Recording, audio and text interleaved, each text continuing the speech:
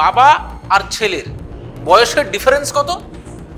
10 বছর, 3 বছর, 5 বছরের ডিফারেন্স। এই লেভেলের আকাট মূর্খ সাংসদ পশ্চিমবঙ্গে আছে, সেটা আমার বলতেও লজ্জা হচ্ছে, সে যে দলেরই হোক না কেন। পিসিমণি তো ঢপ মেরে মেরে এই গুলিয়ে দেওয়ার যে প্রবণতা আমরাও আগেও দেখেছি। দুধে জিএসটি নেই, খাতা বইতে জিএসটি নেই, প্রাইমারি এডুকেশনে জিএসটি নেই, সার্টিফাইড ঢপবাজ ভাইপো, সেটা আজকে প্রমাণিত হলো। আজকে আবার প্রমাণিত হলো যে ঢপবাজি দিয়ে রাজনীতি হয় না, সেটা পশ্চিমবঙ্গে হোক বা দিল্লির সংসদ।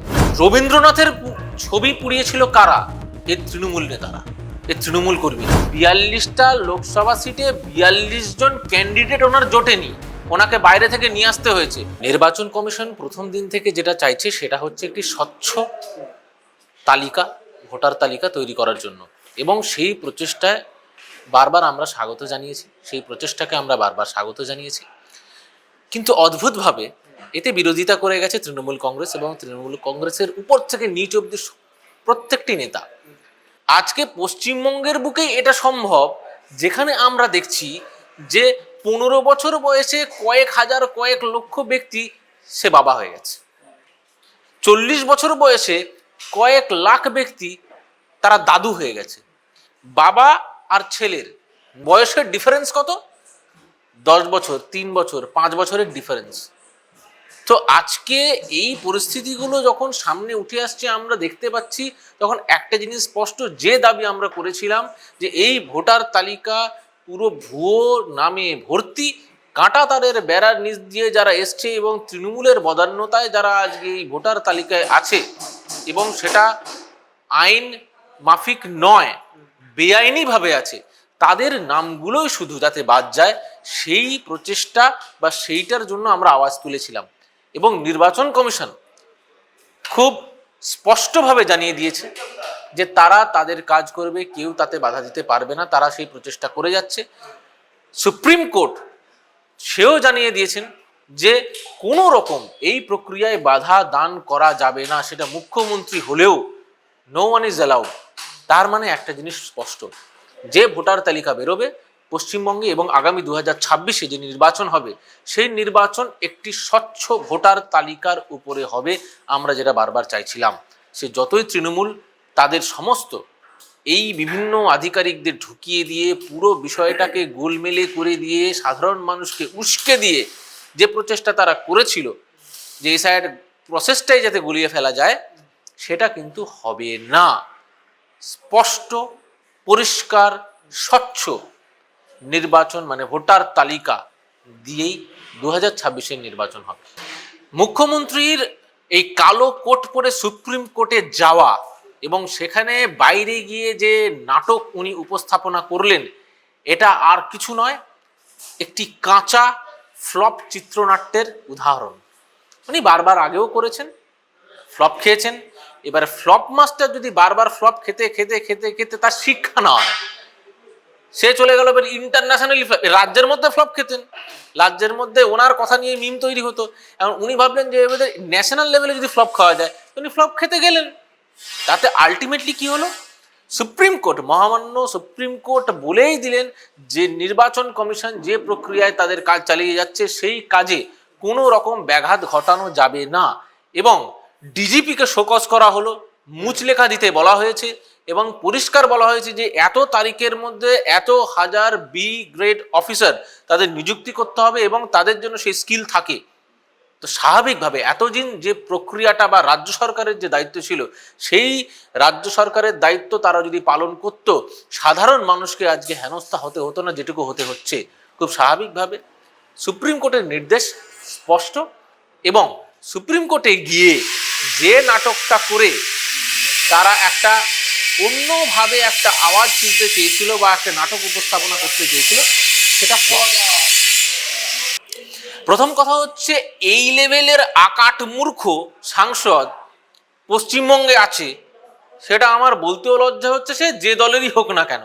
কিন্তু এটা পসিবল শুধু তৃণমূলেই, যেখানে একটা সাংসদ হয়ে সে জানে না যে কোন জিএসটির আইটেমে কতটা এক্সেমশন আছে এবং সেই জিএসটি কোন স্ল্যাবে পড়ে। আজকে উনি একটা তৃণমূল দলের এত বড় দায়িত্ববান সাংসদ হয়ে সংসদে দাঁড়িয়ে উনি বলছেন নাকি দুধে জিএসটি আছে, পেন্সিলে জিএসটি আছে, ডাইপারে জিএসটি আছে, বই খাতায় জিএসটি আছে। মাননীয় কেন্দ্রীয় ফিনান্স মিনিস্টার, অর্থমন্ত্রী নির্মলা সীতারামন জি খুব স্পষ্টভাবে জানিয়ে দিলেন যে দুধে জিএসটি নেই, জিরো, এক্সাম্পটেড। নেক্সট, খাতা, বই, প্রাইমারি এডুকেশন, পেন্সিল, শার্পনার, কিচ্ছুতেই জিএসটি নেই। তার মানে এক, উনি জেনে শুনে, হতে পারে উনি পুরো বিষয়টাকে অন্যদিকে, যেরকম ওনার হেরিডিটারিও তো আছে কিছুটা না, পিসিমণি তো ঢপ মেরে মেরে এই গুলিয়ে দেওয়ার যে প্রবণতা আমরাও আগেও দেখেছি, ভাইপোর কিছু তো থাকবে, সেই গুণটাই হয়তো আজকে বেরিয়ে পড়েছে। তো আলটিমেটলি এই গুলিয়ে ফেলার যে প্রবণতা, সেটা উনি ভাবলেন সাধারণ মানুষকে উনি করেন পশ্চিমবঙ্গে গুলিয়ে, একটা অন্য পার্সপেক্টিভ তৈরি করার চেষ্টা হয়, সেটাও ভাবলেন যদি সংসদে করে দেখা যায়। একদম টেনে দু থাপ্পড় দিয়েছে নির্মলা সীতারামনজি, পরিষ্কার বলে দিলেন যে কটা জিনিস নিয়ে উনি আজকে উক্তি করেছেন সে কটা উক্তি মিথ্যা, এবং পুরো সংসদকে ভুল একটি বার্তা দিচ্ছিলেন ওখানে দাঁড়িয়ে।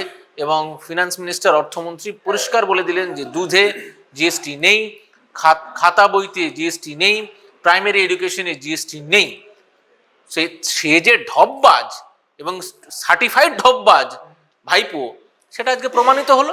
আবার সেই পশ্চিমবঙ্গের মানুষজন তো সার্টিফাইড ঢপবাজ বলে, এবার সংসদে গিয়ে এটা বলে ন্যাশনাল ঢপবাজ হিসেবেও সার্টিফাই হয়ে গেল। উনি প্রমাণ করলেন যে উনি একটা আকাট মূর্খ, কিছু জানে না, বোঝে না। আর না হয় স্বাভাবিকভাবে তাহলে বুঝতেই হয় যে তাহলে ইচ্ছাকৃতভাবে পুরো বিষয়টাকে একটা মিথ্যে একটা সংখ্যা দিয়ে, মিথ্যে একটা ফিগার দিয়ে উনি পুরো সংসদটাকে ভেবেছিলেন বোধহয় গুলিয়ে ফেলবেন। উনি বুঝতে পারেননি যে অর্থমন্ত্রী বসে আছে।